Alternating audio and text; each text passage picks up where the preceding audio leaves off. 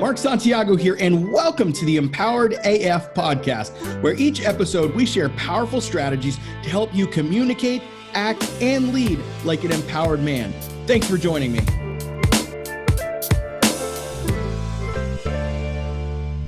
Several months ago, I noticed a huge need for our community to gain an understanding of boundaries, especially if your wife doesn't want to be married to you anymore. Now, most guys have no idea what a boundary is. So in this episode, not only am I going to help you understand what a boundary is, I'm going to help you understand the top 3 boundaries you need to put in place to protect your heart, especially if your wife wants out of the marriage.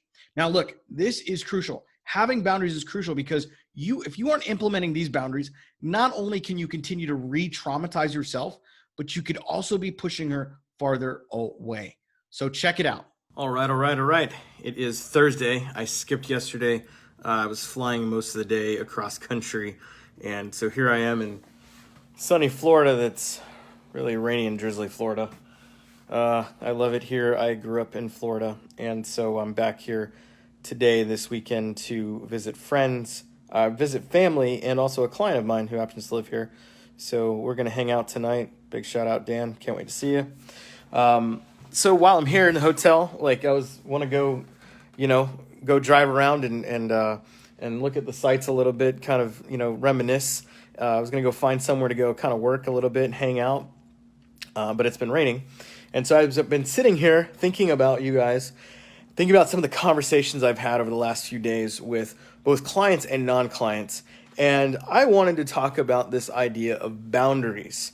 As you know, many of you know, in the Empowered Man VIP program, this is extensively covered as part of phase 1. And the reason for that is because most men fucking suck at boundaries. We are good at letting her run the show, if you will. And we don't know what to do. And we feel like lost little boys. And we just don't know how to set boundaries. So I'm going to talk specifically today about 3 boundaries that you must set if you want to be healthy. Okay? This is not to save your marriage. This is for you to be healthy. Now, I will say it again as I say it all the time. This group, the Empowered Man, the VIP program, is not about saving your marriage. It's about saving the man.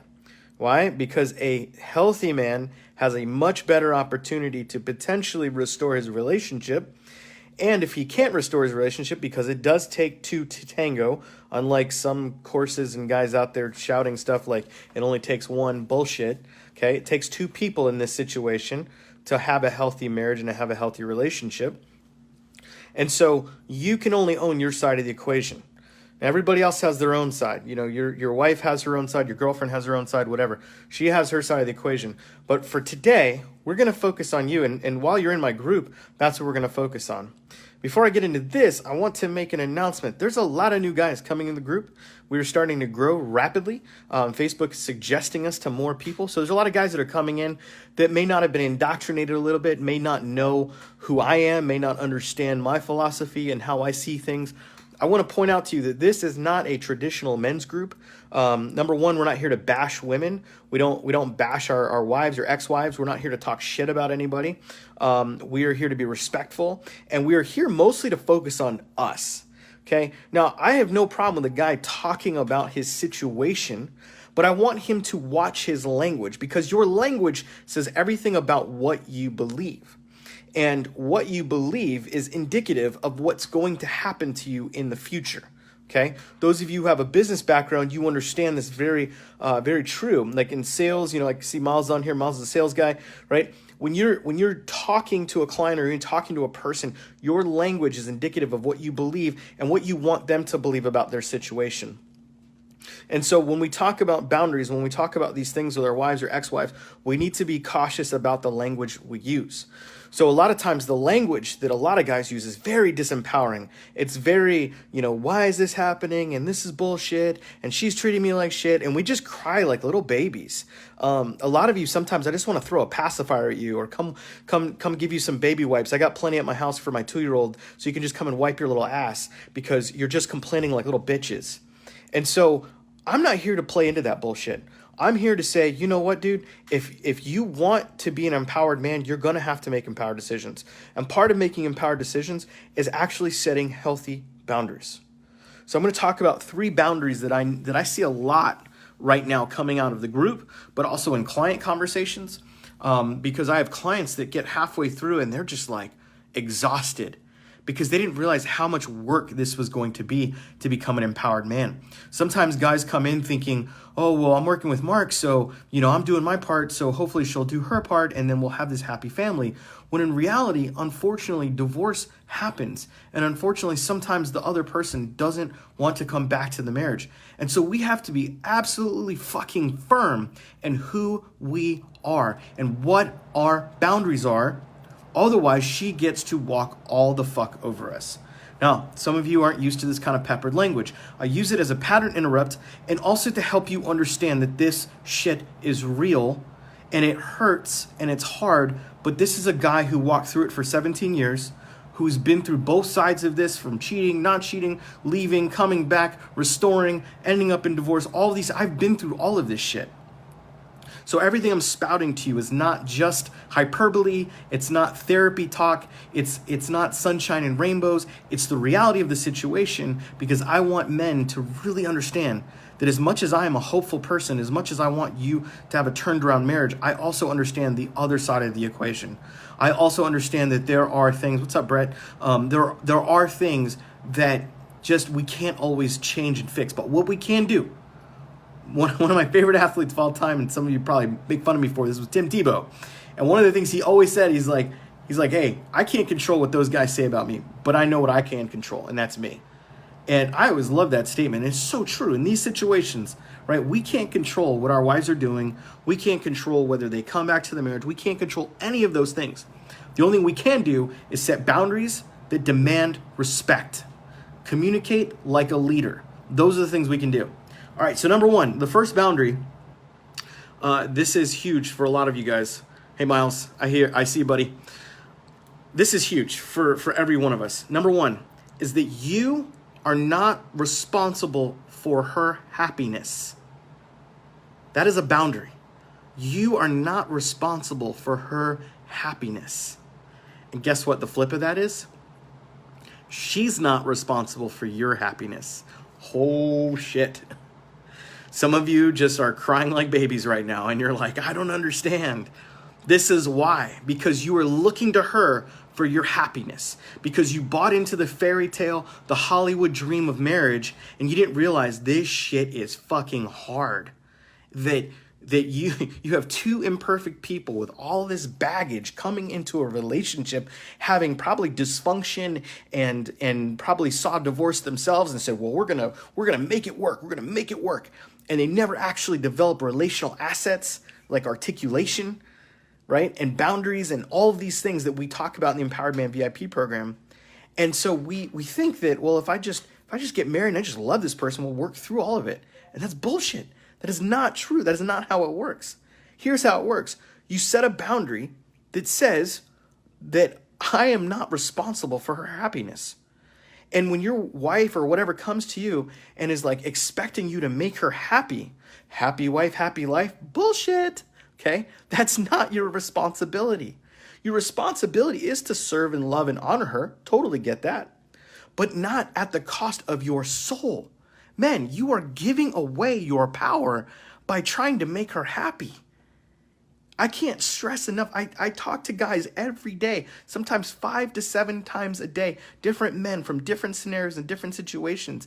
And my heart breaks for you because I'm listening to these sob stories, guys losing their wives to other men, to other women, to I don't love you anymore, all this shit. And they're just like bent over backwards. I got a coaching client that has been Voxering me today and yesterday, just absolutely broken about this idea that he can't seem to make her happy. I'm like, bro, it's a boundary. You are trying to make her happy when you cannot fix what is broken inside of her. I'm going to say that again. You cannot fix what is broken inside of her. She has to make the choice. She has to make the decision to not want that life anymore and to get her own healing, to go through her own counseling, therapy, whatever the fuck she's got to do to realize that, hey, he's not responsible for my happiness, that I am. And the same goes for you. Part of the reason your wife's, why you created this atmosphere for her wanting to leave is because you created this thing around the idea that she's supposed to make me happy. That my life is better when she makes me happy. And that is not true. That's not healthy. That is not a healthy boundary. Okay, a healthy boundary says, my wife is not responsible for my happiness. I am. Okay, that's boundary number one. Boundary number two. I got to read my own handwriting. Okay, boundary number two. She can't have her cake and eat it too. Whew. This is a tough one. This is a tough one, guys. So here's what happens a lot of times is I'll be talking to a client or even just a guy that's interested in our program, and he'll tell me about how she's pretty much said, well, she's already said she's moved out or she doesn't want any part of the relationship and they're still having sex. And I'm like, why? Why are you still having sex with her? He's like, well, I'm hoping that, if I do this, then she'll come back to the marriage. Or if I, keep telling her I love her or text her or send her flowers or all those things that she'll come back to the marriage. And so what happens is we get a little false hope going on. So she'll move out, she'll be living with someone else, and she'll or whatever, and she'll come back around for kids' time and all this stuff, and things will be good and things will be nice. And this is what I was talking about the other day with the pressure release valve, right? It's like the pressure release valve has been pushed, so there isn't that pressure. And so you feel like, oh, we're good again. We're good. This is great. We kissed. We said I loved you. We hugged, right? And you're looking for those false positives. You got confirmation bias that's happening, and so you fall into that, and then she pulls away.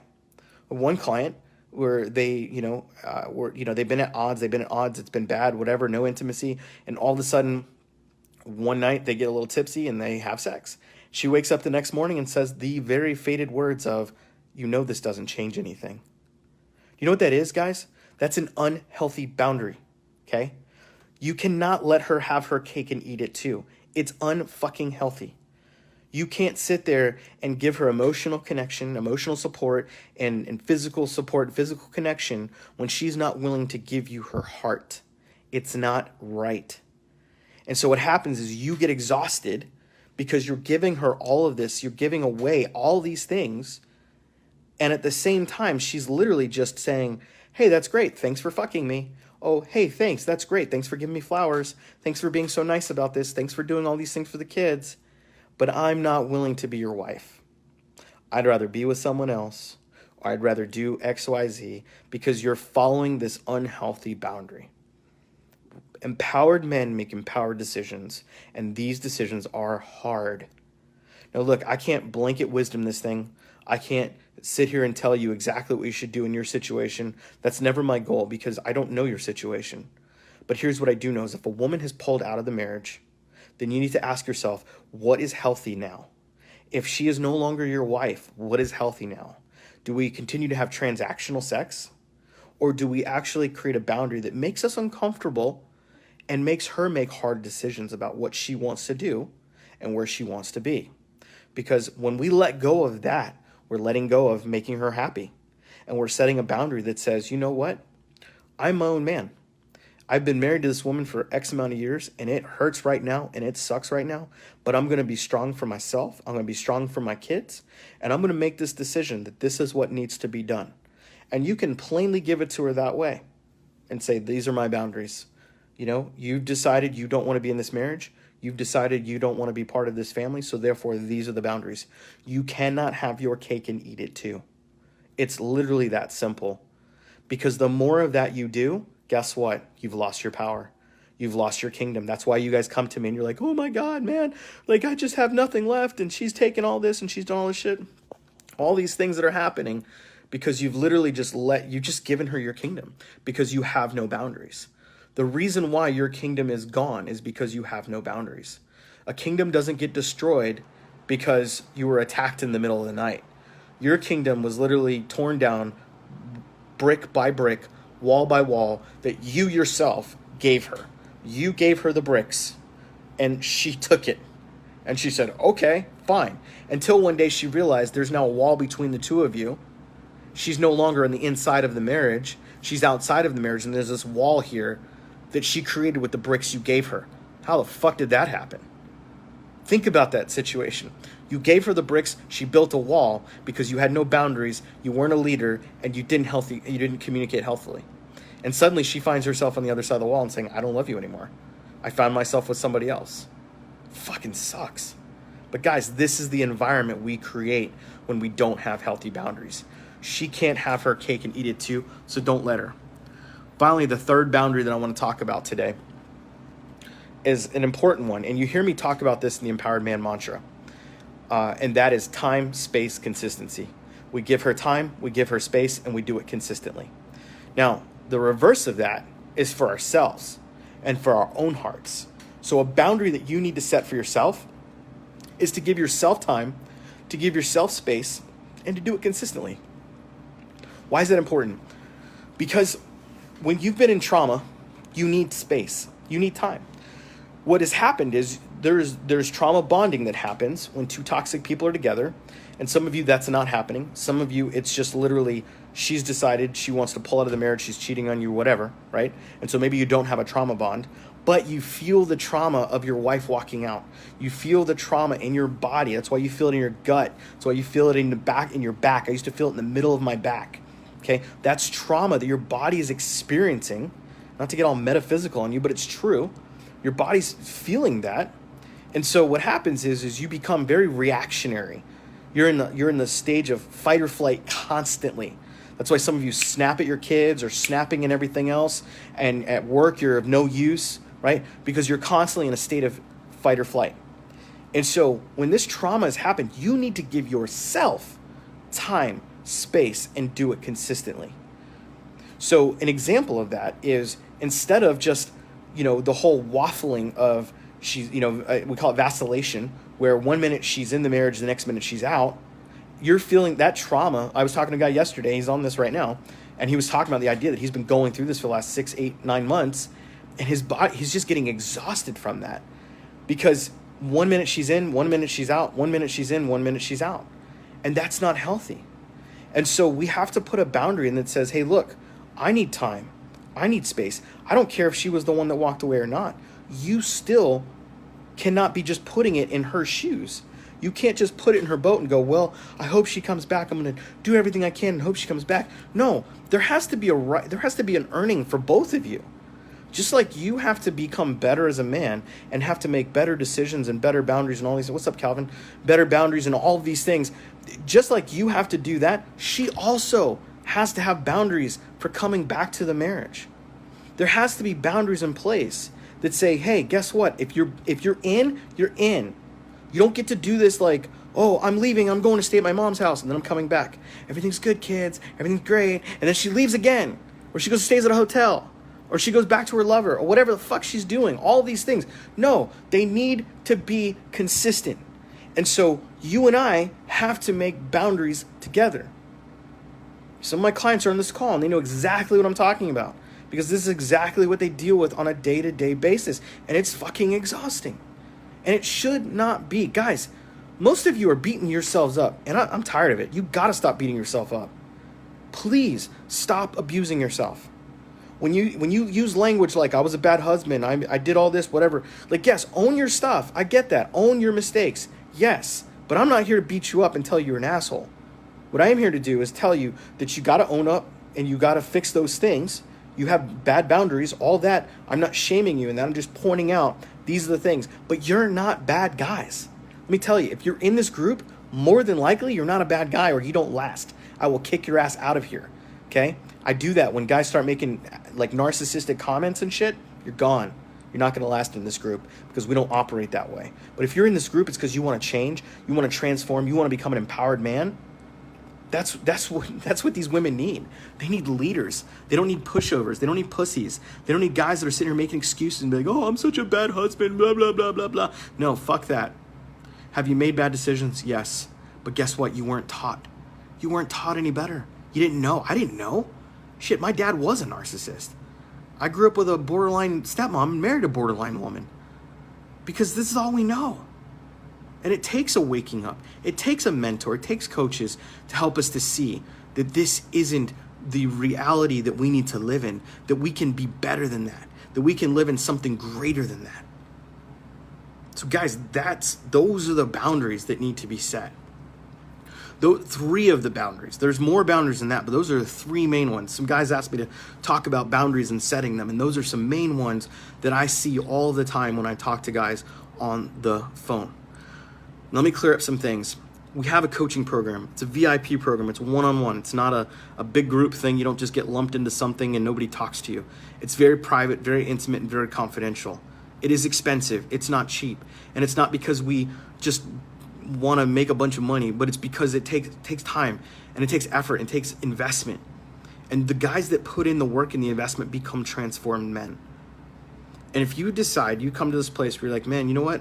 I'm seeing this guy's videos. I'm listening to what he says. I think it's time to get on a call with him and talk about what's going on, not just in my marriage, but in my life and who I want to become. I want to invite you to make that with us. We'll get on a call with you. We'll help you understand what's happening. We'll give you some clarity, and we'll tell you whether or not we think we can help you. We don't help every guy, and we can't help every guy. It's impossible. We literally cancel 80% of our applications because it's impossible to help every man.